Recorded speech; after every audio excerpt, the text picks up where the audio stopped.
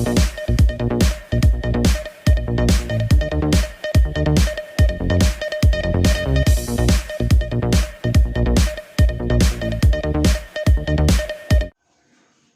हम लोग आज पढ़ने जा रहे हैं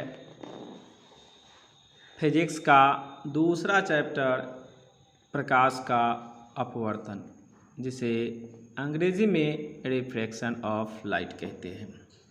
अब देखिए, इससे पहले पहला चैप्टर का A to Z पॉइंट पे डिस्कस किया जा चुका है। अगर वह वीडियो नहीं देखे हैं तो पहले जाके फर्स्ट चैप्टर का देख ले। वह रिफ्लेक्शन ऑफ लाइट है, यानी कि प्रकाश का परावर्तन। अब देखते हैं दूसरा चैप्टर में क्या क्या क्वेश्चन है, तो आइए डिस्कस। तो सबसे पहला प्रश्न है, प्रकाश के अपवर्तन से आप क्या समझते हैं?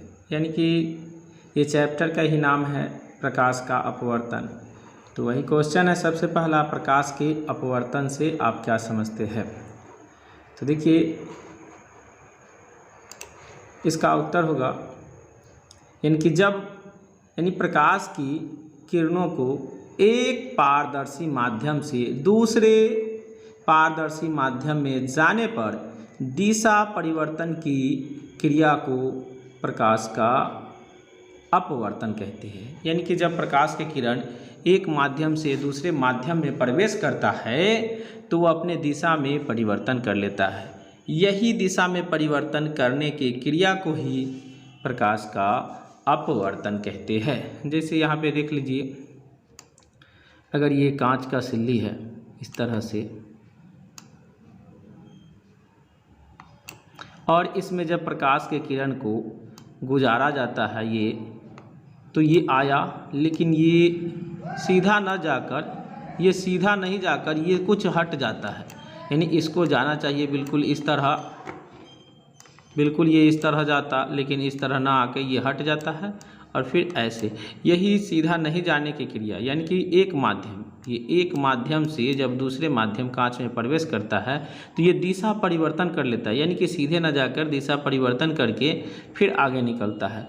यही दिशा परिवर्तन क्रिया को प्रकाश का अपवर्तन कहते हैं। अब देखिए, प्रकाश के अपवर्तन के कितने नियम हैं?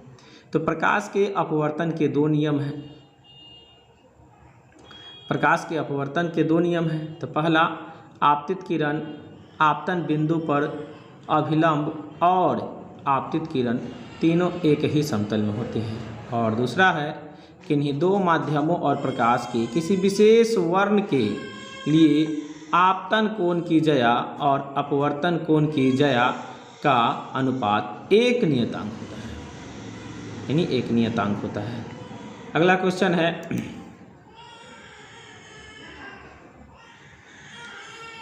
वायु में प्रकाश एक सेकेंड में लगभग कितनी दूरी तय करता है? यानी वायु में प्रकाश एक सेकेंड में लगभग 3 लाख किलोमीटर प्रति सेकेंड चलता है। यानी कि प्रकाश की चाल जो है ना, वह वायु में सबसे अधिक है। उससे कम पानी में है और उससे कम कांच में है। यानी कि हवा में 3 लाख किलोमीटर प्रति सेकेंड है, उसके बाद पानी में 2,25,000 किलोमीटर प्रति सेकेंड, और उसके बाद कांच में सबसे कम है जो 2 लाख किलोमीटर प्रति सेकेंड है। आइए आगे देखते हैं, अपवर्तन की परिभाषा दें। तो दो माध्यमों के निरपेक्ष अपवर्तनांकों के अनुपात को अपेक्षित अपवर्तनांक कहते हैं। अगला है, यानी कि पार्श्विक विस्थापन से आप क्या समझते हैं? पार्श्विक विस्थापन से आप क्या समझते हैं? तो देखिए, पार्श्विक विस्थापन जब कांच की सिल्ली से, ये जो देख रहे ABCD, ये कांच की सिल्ली है और इससे प्रकाश की किरण आपतित होता है। जब ये आता है तो ये अपने पूर्व पथ से हट जाता है। यानी कि इसको तो जाना चाहिए सीधे, लेकिन ये अपने मार्ग से हट जाता है। मार्ग से हटता तो जरूर है, लेकिन अपने पूर्व पथ के समानांतर ही रहता है। यानी अपना पूर्व पथ जो है ये सीधा उसी के समानांतर रहता है, और इसी समानांतर यानी कि आपतित किरण और निर्गत किरण के बीच एक लंबवत दूरी होता है। यही दूरी को ही पार्श्विक विस्थापन कहते हैं। चलिए आइए देखते हैं क्वेश्चन में क्या है। यानी कांच की सिल्ली से प्रकाश की किरण को पार करने पर वह अपने पूर्व पथ से हट तो जाती है, परंतु अपनी दिशा के समांतर ही रहती है। वह पहले हम बता चुके हैं, यानी कि जब आपतित किरण होती है तो अपने पूर्व पथ से हट जाता है, लेकिन अपने दिशा के समानांतर ही रहता है। तो दिशा के समानांतर रहता है, जिससे आपतित किरण और निर्गत किरण के बीच एक लंबवत दूरी प्राप्त होती है। यही लंबवत दूरी है, यही लंबवत दूरी को ही पार्श्विक विस्थापन के नाम से जाना जाता है। यह एक और है, कांच स्लैब से निकलने वाली निर्गत किरण तथा आपतित किरण के मूल पथ के बीच लंबविक दूरी को पार्श्विक विस्थापन कहते हैं। तो ये दोनों प्रश्न में से जो आपको सटीक लगे देख लीजिएगा। अगला क्वेश्चन है, लेंस क्या है? लेंस क्या है? तो चलिए आइए देखते हैं आगे। तो क्वेश्चन था लेंस क्या है? तो लेंस पारदर्शक पदार्थ का वह टुकड़ा है जो दो निश्चित ज्यामितीय सतहों से घिरा हुआ रहता है। इनकी लेंस देखिए, दो निश्चित ज्यामितीय सतह, एक इधर का भाग हो गया, एक इधर का भाग हो गया। तो ये एक निश्चित ज्यामितीय सतह, यानी इधर का भाग है इधर का, और एक देखिए इस तरह से हुआ।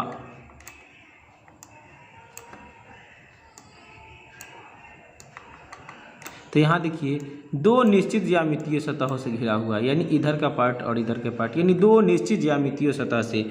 और लेंस पारदर्शक यानी आर पार दिखने वाला वह पदार्थ है जो दो निश्चित ज्यामितीय सतहों से घिरा हुआ है।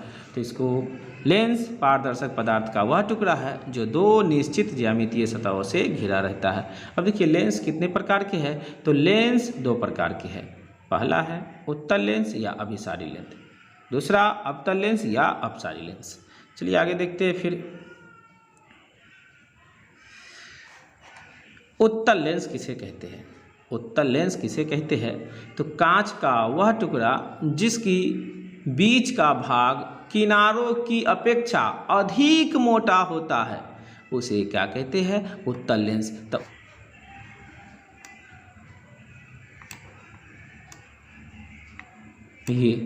ये बीच का भाग यानी किनारों की अपेक्षा बीच का भाग जो है मोटा है। चलिए अगला पॉइंट है, वही उत्तल लेंस किसे कहते हैं, उसका एक और है, ऐसा लेंस जिसका किनारों का भाग पतला तथा बीच का भाग मोटा हो, उत्तल लेंस कहलाता है। अब उत्तल लेंस को कितने भागों में बांटा गया है? तो उत्तल लेंस को तीन भागों में बांटा गया है। अब देखिए, पहला है उभय उत्तल लेंस, दूसरा है समतल उत्तल लेंस, और तीसरा अवतल उत्तल लेंस। यानी कि तीन गो है, कोई अवतल लेंस या उत्तल लेंस, सभी को तीन तीन भागों में बांटा गया है। चलिए आगे है, देखते हैं इसको। अवतल लेंस किसे कहते हैं? अगला प्रश्न, अवतल लेंस किसे कहते हैं? तो कांच का वह टुकड़ा जिसका बीच के भाग किनारों की अपेक्षा पतला होता है, उसे अवतल लेंस कहते हैं। या फिर इसका आंसर हो सकता है ऐसा लेंस जिसके किनारों का भाग मोटा तथा बीच का भाग पतला होता है, अवतल लेंस कहलाता है। अवतल लेंस को कितने भागों में बांटा गया है? तो अवतल लेंस को तीन भागों में बांटा गया है। पहला है उभयावतल लेंस, दूसरा समतलावतल लेंस, और तीसरा उत्तलावतल लेंस। यानी कि इसको ऐसे भी बोल सकते हैं, उभय अवतल लेंस, समतल अवतल लेंस और उत्तल अवतल लेंस। तो ये उत्तल भाग है, एक समतल है, और ये दोनों ओर उभयावतल की तरह है। अगला प्रश्न है, उत्तल लेंस को अभिसारी लेंस क्यों कहते हैं? तो उत्तल लेंस का कार्य उससे होकर जाने वाली किरण पुंज को अभिसरित करना, यही कारण है कि उत्तल लेंस को अभिसारी लेंस कहते हैं। फिर अगला क्वेश्चन है, अवतल लेंस को अपसारी लेंस क्यों कहा जाता है? यानी कि अवतल लेंस को अपसारी लेंस क्यों कहते हैं? तो अवतल लेंस का कार्य उससे होकर जाने वाली किरण पुंज को अपसारित करना है, यही कारण है कि अवतल लेंस को अपसारी लेंस कहते हैं।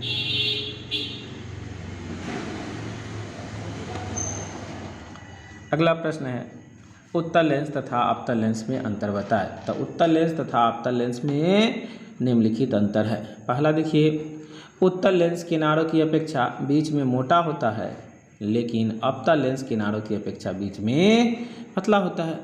अगला है उत्तल लेंस द्वारा वास्तविक एवं काल्पनिक दोनों प्रकार के प्रतिबिंब बनते हैं, लेकिन अवतल लेंस द्वारा केवल काल्पनिक प्रतिबिंब बनता है। उत्तल लेंस का फोकस वास्तविक होता है तथा अवतल लेंस का फोकस काल्पनिक होता है। फिर अगला पॉइंट है उत्तल लेंस की फोकस दूरी तथा क्षमता धनात्मक होती है तथा अवतल लेंस की फोकस दूरी तथा क्षमता ऋणात्मक होती है। फिर अगला पॉइंट है उत्तल लेंस को अभिसारी लेंस तथा अवतल लेंस को अभिसारी लेंस कहते हैं। अब देखिए अगला क्वेश्चन है लेंस की क्षमता क्या है, इसका SI मात्रक लिखिए। तो किसी लेंस द्वारा प्रकाश की किरणों को अभिसरण या अपसरण करने की मात्रा को लेंस की क्षमता कहते हैं। लेंस की क्षमता का SI मात्रक डायोप्टर यानी कि डी इसे P से सूचित किया जाता है। देखिए लेंस दो प्रकार के हैं, अवतल लेंस और उत्तल लेंस। तो उत्तल लेंस का काम है अभिसरित करना और अवतल लेंस का है अपसरित करना। तो यही अपसरित और अभिसरित करने की क्षमता को ही लेंस का क्षमता कहा जाता है और इसका SI मात्रक होता है डायोप्टर, इसे P से सूचित किया जाता है। तो एक फार्मूला होता है P बराबर 1/F। अगला देखिए एक पॉइंट है उत्तल लेंस की क्षमता धनात्मक और अवतल लेंस की क्षमता ऋणात्मक होती है। यानी कि क्षमता जो होता है उत्तल लेंस की क्षमता धनात्मक और अवतल लेंस की क्षमता जो होता है ऋणात्मक होता है। अगला देखिए पतला लेंस क्या है। पतला लेंस क्या है?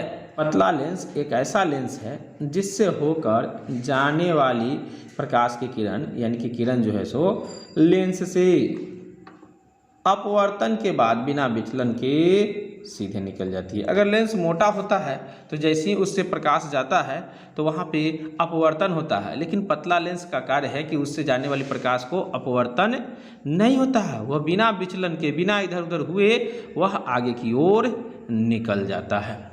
अगला देखिए स्नेल का नियम लिखिए। स्नेल का नियम क्या है? तो स्नेल का नियम क्या है देखिए 1626 ईस्वी में स्नेल ने एक प्रयोग द्वारा पाया कि प्रकाश के किसी विशेष रंग के लिए आपतन कोण की ज्या तथा अपवर्तन कोण की ज्या का अनुपात किन्हीं दो माध्यमों के लिए एक नियतांक होता है। इसी नियम को स्नेल का नियम कहते हैं। तो स्नेल के नियम में म्यू बराबर होता है साइन आई बटे साइन आर, यानी अपवर्तनांक का सूत्र साइन आई बटे साइन आई होता है, जहां म्यू एक नियतांक होता है। म्यू जो होता है एक नियतांक होता है। ये भी क्वेश्चन बार बार एग्जाम में दिया गया है और दिया जाता है। पेरिस्कोप किसे कहते हैं, इसके क्या उपयोग है? तो पेरिस्कोप जो है एक यंत्र है। यंत्र मतलब एक प्रकार का मशीन है। तो पेरिस्कोप एक यंत्र है जिसके द्वारा हम छिपी हुई वस्तुओं को देख सकते हैं और सैनिक खाइयों में छिपकर मैदानों पहाड़ों को देख सकते हैं और पनडुब्बियों में बैठे सैनिक समुद्र तट पर पर्यवेक्षण कर सकता है या सर्वेक्षण कर सकता है, जांच पड़ताल यानी कि उससे देख सकता है। आगे देखिए आवर्धन क्या है? तो प्रतिबिंब की ऊंचाई और वस्तु की ऊंचाई के अनुपात को आवर्धन कहते हैं। जैसे लेंस के लिए वस्तु दूरी u होता है, प्रतिबिंब दूरी v और आवर्धन m के बीच का संबंध होता है, यानी m बराबर प्लस v/u।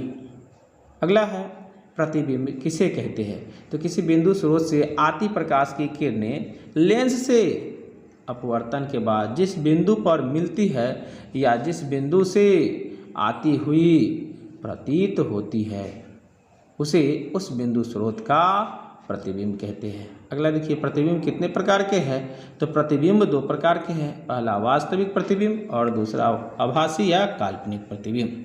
अब देखिए वास्तविक प्रतिबिंब किसे कहते हैं?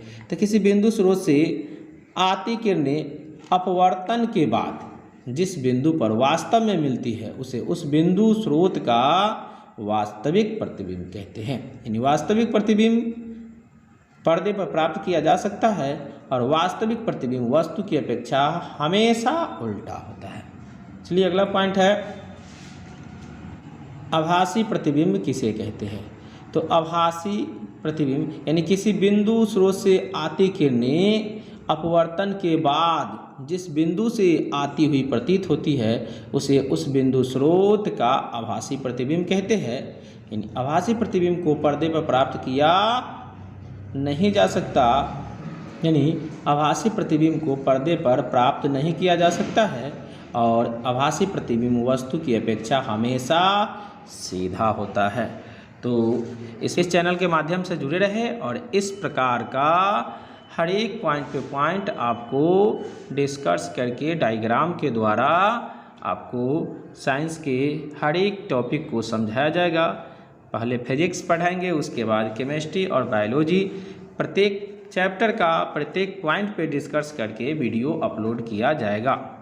तो चैनल से आप लोग जुड़े रहें और जहां तक हो सके अपने दोस्तों के पास भी शेयर करते रहें और फिर इसका नेक्स्ट पार्ट अगला वीडियो में अपलोड कर दिया जाएगा।